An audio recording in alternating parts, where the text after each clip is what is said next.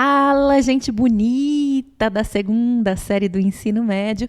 Sejam muito bem-vindas, muito bem-vindas, muito bem-vindos ao nosso encontro do componente Ciência, Tecnologia e Ética. Quero dar as boas-vindas a todos e todas, estudantes, professoras, professores, funcionários da rede, responsáveis que acompanham a nossa programação aqui no Centro de Mídias da Educação do Estado de São Paulo.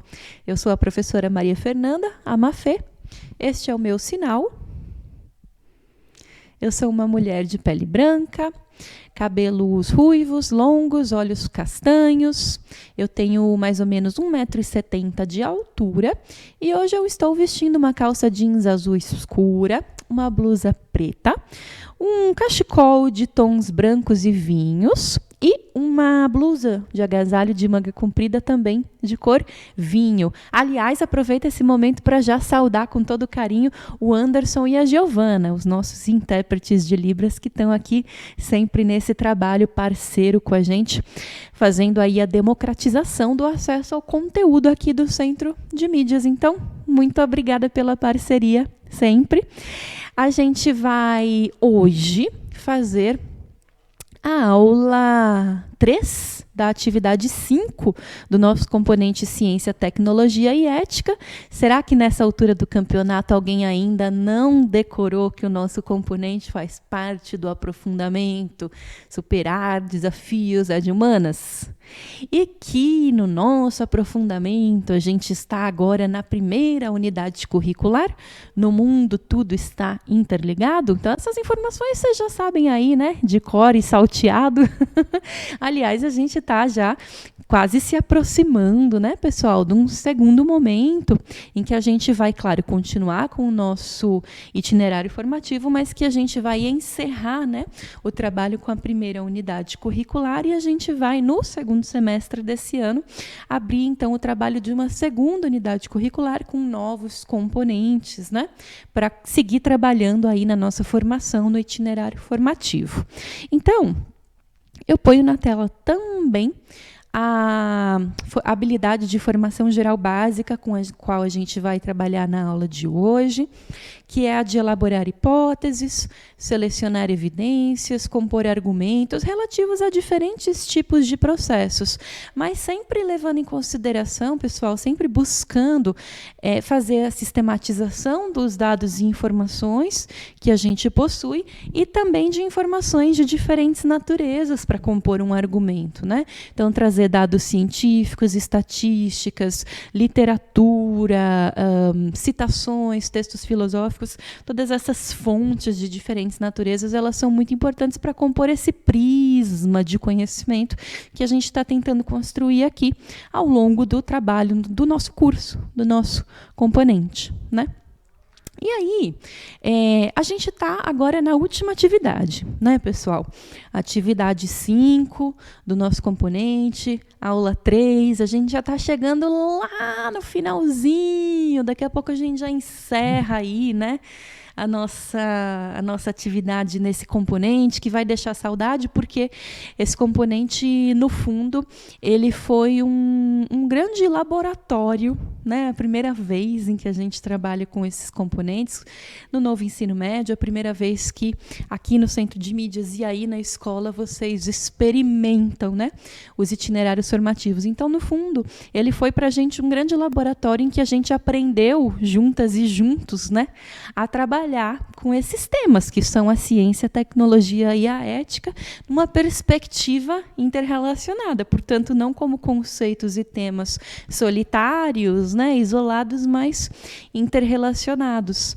E o interessante aqui, a gente está se aproximando do final do nosso componente, espera-se que a gente tenha construído um repertório, né, de autores e autoras, de conceitos, de temas importantes, de debates, né, sobre esses temas, ciência, tecnologia e ética, mas espera-se também que a gente apresente uma espécie de produto final, né, que revele, que expresse um pouco do que a gente aprendeu e do que a gente pôde refletir discutir ao longo aqui do nosso curso. Muito embora no final de cada atividade, são 5 atividades, então nas 4 primeiras atividades vocês fizeram, né, apresentaram produtos, apresentaram atividades.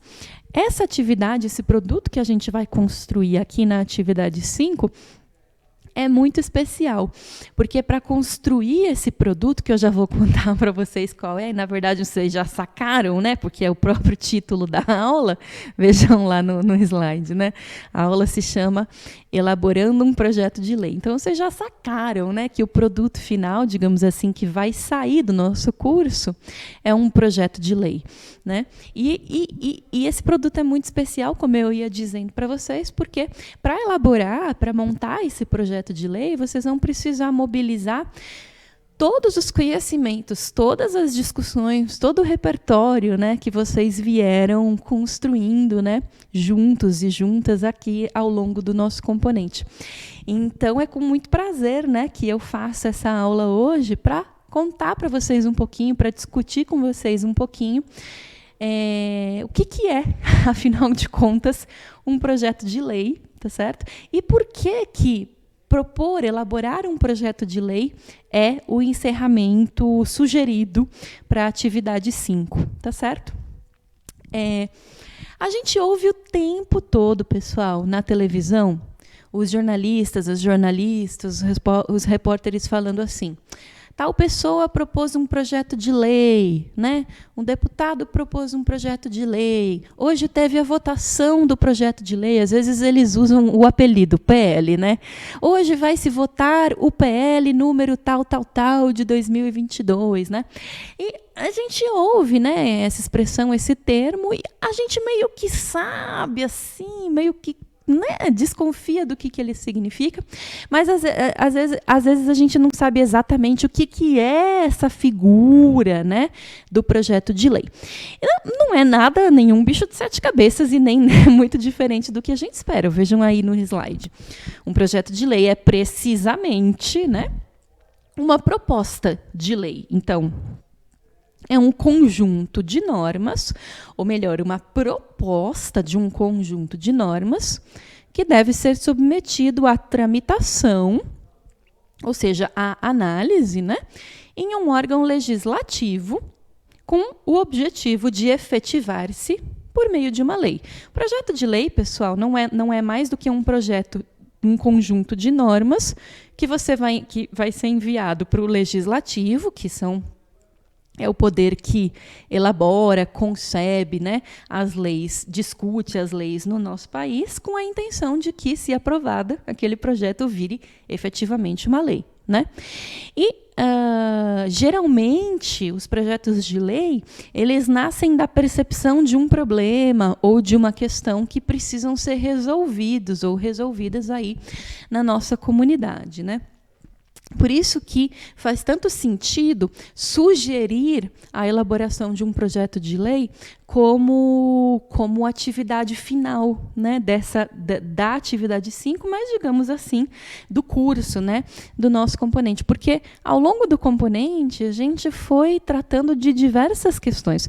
A gente tratou, inclusive, do tema da bioética. E falar em bioética, pessoal, é falar sobre a nossa própria vida, é falar sobre a vida cotidiana, né? Então, em meio a tantos temas, né, que a gente falou, e a bioética é no meio de todos esses temas, né? Certamente surgiram percepções de vocês aí na sala de aula, na escola, na comunidade, que tem a ver com problemas que a comunidade enfrenta nessa relação entre ciência, tecnologia, ética, enfim. E aí propor, então, um projeto de lei, propor a elaboração por vocês de um projeto de lei, tem a ver com entender a importância da nossa participação enquanto agentes sociais e da nossa intervenção mesmo enquanto participantes, né, de uma comunidade em relação aos problemas que nos cercam. Então, um projeto de lei não é mais do que uma tentativa de resposta, digamos assim, a determinados problemas que afetam as pessoas em diferentes graus. Então, a gente tem desde os problemas da comunidade, problemas de um município, problemas de um estado, até que a gente chega no âmbito mais alto, né? Envolve mais pessoas que é o âmbito federal referente a todo o país, né? Então, quem pode propor um projeto de lei?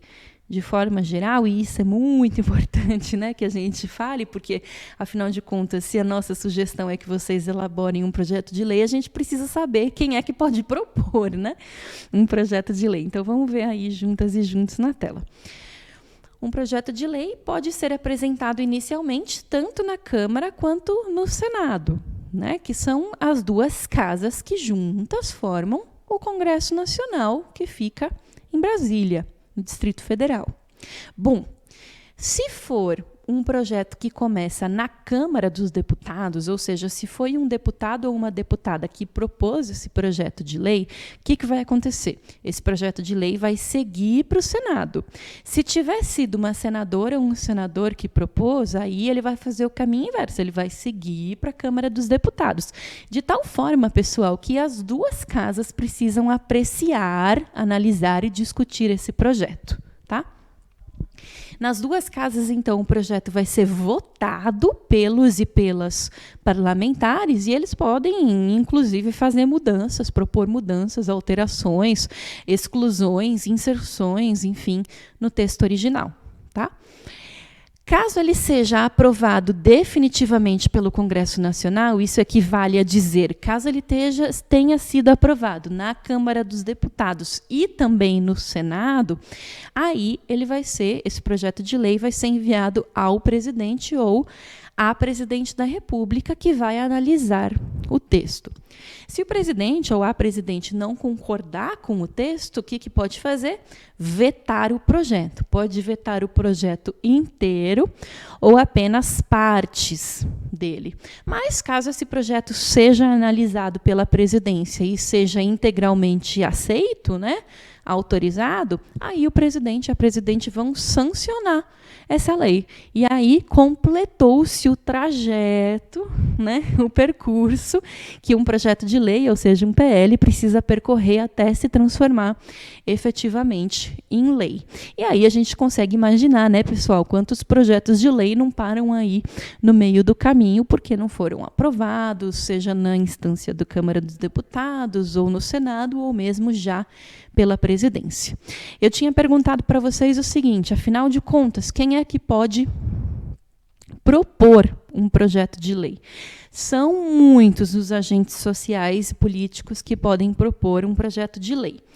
Então, a gente já falou que deputados e deputadas federais podem fazer isso, senadores e senadoras também podem, tribunais superiores, comissões da Câmara e do Senado, o Supremo Tribunal Federal, o STF, o Procurador-Geral da República, o Presidente da República também podem propor projetos de lei, mas aí eu fiz todo um destaque especial aí na tela para a parte que mais nos interessa enquanto estudantes, que é o seguinte: qualquer cidadão ou cidadã pode propor um projeto de lei. Isso significa que nós, como estudantes, como professores, quanto comunidade escolar, pessoal, podemos, sim, não apenas elaborar um projeto de lei, como também propô-lo ao Poder Legislativo, para que seja apreciado, analisado, debatido e votado, né?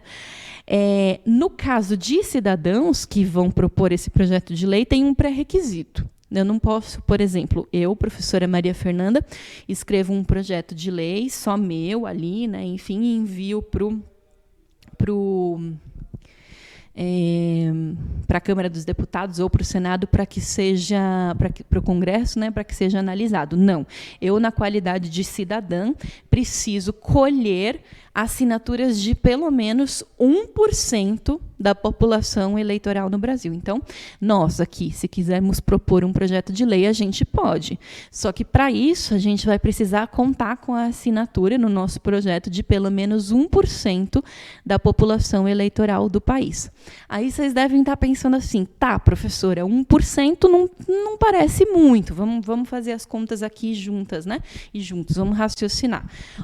Segundo estatísticas estatísticas eleitorais, né, por sexo, por faixa etária, enfim, divulgadas pelo TSE, que é o Tribunal Superior Eleitoral, a gente tem dados fresquinhos aqui. Em 30 de abril de 2022, ou seja, agora, né, gente, 2 meses atrás, o país tinha 149.836.269 eleitores.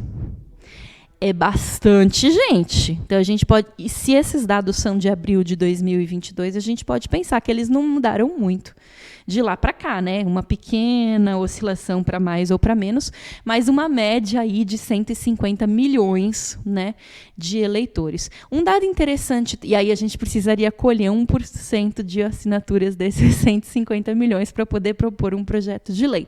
Um dado interessante, pessoal, também bem fresquinho, né, agora de 2022, é que é a divisão por gênero, né?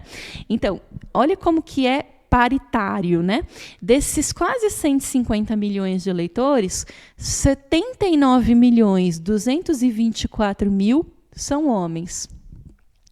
78.444.000 são mulheres. Então, a divisão por gênero no Brasil, em termos de eleitores, ela é muito paritária, né? É muito convergente. E aí a gente calcula, então, de um total de quase 150 milhões, quanto daria 1%, né? para a gente recolher as assinaturas necessárias para poder propor um projeto de lei no Congresso. Tá certo? Bom, mas a gente precisa, antes disso, elaborar, né? Escrever o nosso projeto de lei. E para elaborar um projeto de lei, a gente precisa de, basicamente, pessoal, 2 partes, tá? Um projeto de lei, então, ele tem 2 partes básicas, que eu já vou explicar direitinho para vocês quais são. A primeira parte é o que eu estou chamando aqui de texto da lei propriamente dita. Então, nessa primeira parte, o que vai acontecer? A gente vai apresentar a ideia que está sendo proposta, né? Eu coloquei um exemplo para vocês aí na tela. Então, a gente vai pôr assim, projeto de lei número tal, né? A gente precisa ver qual vai ser o número, de 2022, né? Dispõe sobre, a gente vai escrever o tema geral do nosso projeto de lei, né? E aí a gente vai pôr o Parlamento Jovem Paulista, né, se a gente estiver submetendo esse projeto de lei num nível estadual, né? Precisa conter o assunto do projeto de lei e todos os seus detalhes de uma forma objetiva, mas também de uma forma muito específica, que é na forma de artigos. Artigos, pessoal, é quase como se fossem tópicos que a gente escreve em um texto e que servem para a gente separar ideias, né? Então, a gente vai escrever na forma de artigos. Esses artigos, então, eles vão explicar uma ideia geral, e se a gente precisar explicar uma parte dessa ideia geral contida no artigo, a gente usa mais ou menos um subartigo, que são os parágrafos. Então, a gente tem ali os artigos, a gente tem os parágrafos, e se eu quiser numerar, relacionar casos de aplicação da regra que a gente explicou no artigo, aí eu uso o que se chamam de incisos, tá? Então, ideias gerais da minha lei, coloco lá na forma de artigos, artigo 1, artigo 2, artigo 3, da mesma forma quando a gente acessa, por exemplo, a internet, né? A gente acessa a nossa Constituição Federal, que está disponível na internet, dá para a gente ter uma boa ideia de como funcionam os artigos, os parágrafos e os incisos, né? Então, retomando a ideia. Ideias gerais do projeto, escrevo na forma de artigos. Preciso explicar uma parte da ideia geral, abro parágrafos dentro dos artigos. Preciso enumerar, relacionar casos de aplicação da regra, uso incisos, tá? Se vocês quiserem ver na prática mesmo como isso funciona, vocês podem acessar o site da Constituição Federal, e aí vocês vão ver lá tudo bonitinho em funcionamento, tá? Os parágrafos, pessoal, eles são divididos em itens, tá? E os incisos se subdividem, caso seja necessário, no que a gente chama de alíneas, tá bom? O conteúdo. Em relação ao conteúdo, a gente precisa ser criativo. E a gente precisa lembrar, caso a gente esteja propondo um projeto para o âmbito estadual, né? A gente precisa lembrar que o nosso estado, no caso São Paulo, é membro de uma federação, né? Uma federação composta, né, por vários estados além de São Paulo. E por isso, na elaboração de um projeto de lei, é importante que a gente procure temas e pautas que sejam de um interesse predominante no estado e não necessariamente no nosso município ou em âmbito federal. É claro que projetos de lei podem ser propostos em todos os níveis, mas aqui a gente está tentando se focar um pouquinho mais em projetos de lei estaduais, tá certo? E aí a gente precisa atentar para quais são os desafios, os problemas, as demandas que têm a ver com o nosso estado, com o funcionamento do nosso estado. Então, a primeira parte, pessoal, de um projeto de lei é essa, que consiste, retomando, na redação do texto de lei propriamente dito, em que eu vou falar qual é o tema do meu projeto de lei e eu vou escrever o projeto mesmo, seguindo essa estrutura, né, de artigos, parágrafos e incisos. Aí, eu vou caminhar para isso que eu estou chamando de segunda parte básica da elaboração de um projeto de lei, que é a sua justificativa e o seu fecho, o seu fechamento, né? Bom, a justificativa, pessoal, é basicamente a apresentação da razão, do motivo para a elaboração daquele projeto de lei, da sua necessidade, da sua importância. A ideia, né, quando a gente escreve a justificativa de um projeto de lei, é que a gente procure convencer os demais, né, da importância daquele projeto e convencer também os parlamentares, né, seja em que âmbito eles estiverem, os parlamentares e as parlamentares, né, de votar favoravelmente na nossa proposta. Essa é a justificativa. Na justificativa, então, é importante trazer dados, né, argumentos coerentes que façam sentido com a nossa proposta, né? Vamos dar uma olhadinha aí na nossa tela. A justificativa apresenta os problemas que o projeto tenta resolver e explica as razões, então, como já foi dito, para a elaboração da proposta, mencionando o que se deseja resolver ou mudar. A solução proposta, então, pelo projeto tem que estar diretamente relacionada aos problemas apresentados na justificativa. Beleza? É importante, pessoal, que na justificativa existam argumentos consistentes e que esses argumentos estejam amparados com dados que demonstrem as ideias. Por isso que quando a gente vai escrever um projeto de lei, é muito importante pesquisar bastante e não elaborá-lo com base assim só no que a gente acha. A gente precisa de dados para compor argumentos consistentes, né? Então a gente pode usar conteúdos elaborados por institutos de pesquisa, estudos acadêmicos, relatórios, reportagens, para ilustrar os nossos argumentos, mas é claro que a gente não pode se apropriar desses dados sem citar as fontes, né? A gente pode utilizar essas informações sempre citando a fonte dos dados e informações. Ainda, pessoal, é bem importante a gente ter em mente na elaboração desse projeto a importância do uso correto da língua portuguesa. Então, ficar bastante atento, né?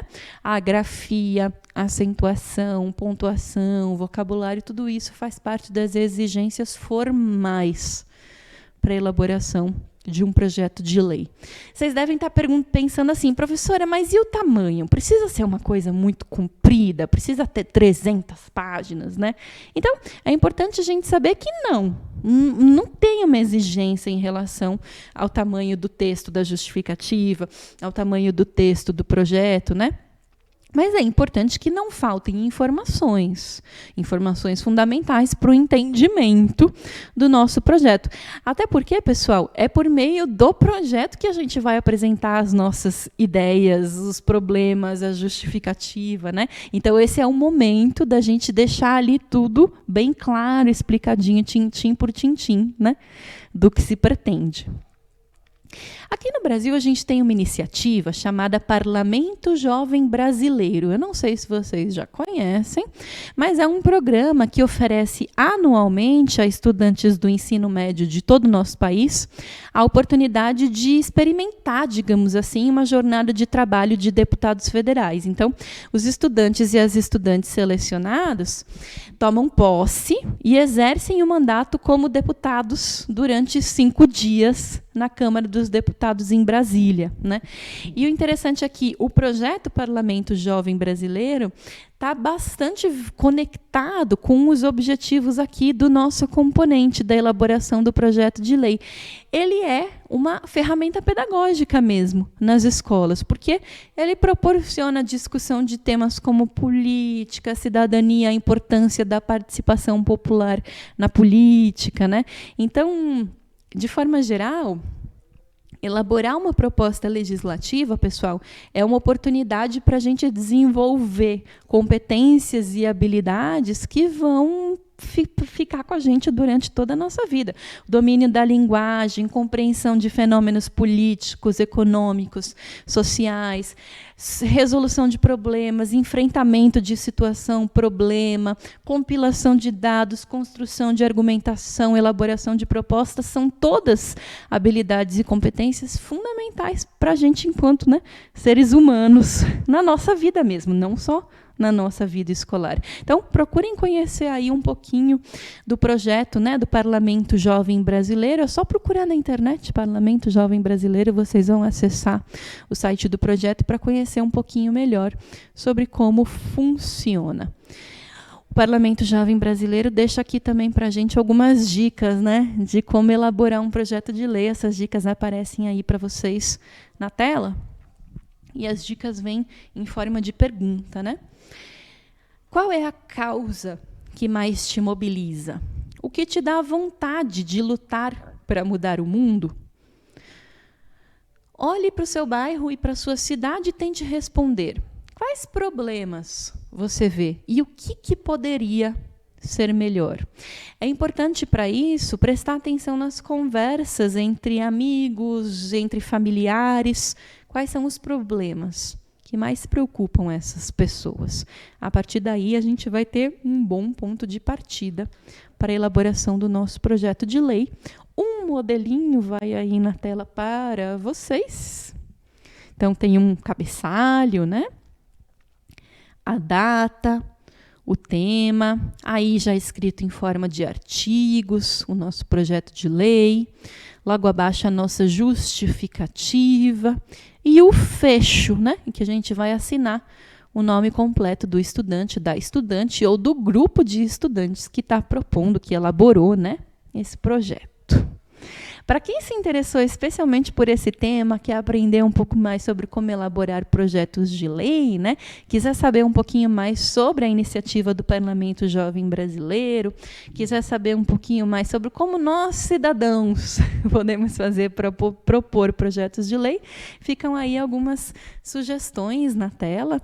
Então, são alguns sites que vocês podem acessar para obter maiores informações sobre todo esse processo.